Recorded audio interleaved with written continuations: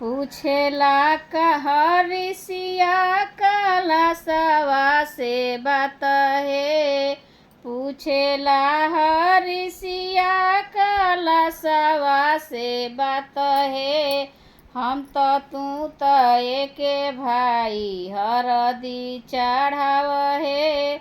हम तो तू तो एके भाई हरदी चढ़ाव है।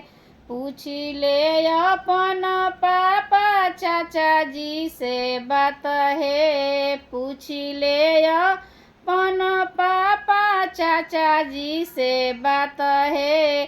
कैसे कैसे ये बबुआ चढ़ेला हरदिया है। कैसे कैसे ये बबुआ चढ़ेला हरदिया है।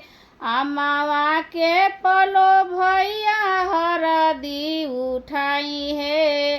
अमावा के पलो भैया हरदी उठाई है।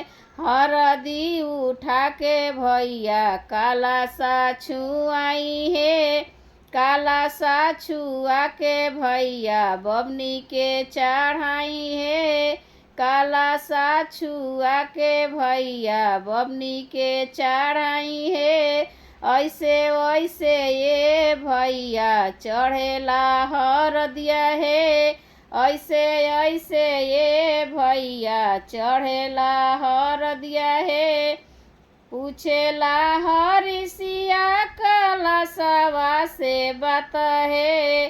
पूछेला हरिसिया कलशवा से बात है।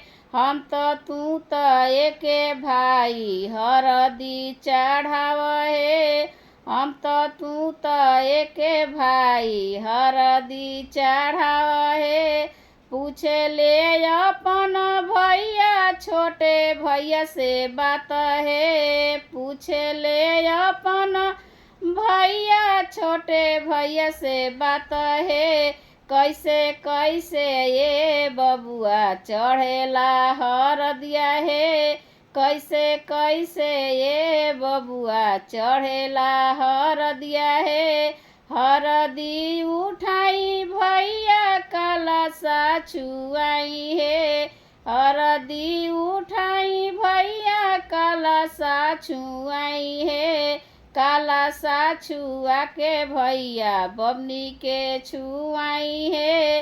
कलशा छुआ के भैया बबनी के छुआई है। पूछेला हरिसिया कलशवा से बात है। हम तो तू तो एके भाई हरदी चढ़ाव है। हम तो तू तो एके भाई हरदी चढ़ाव है।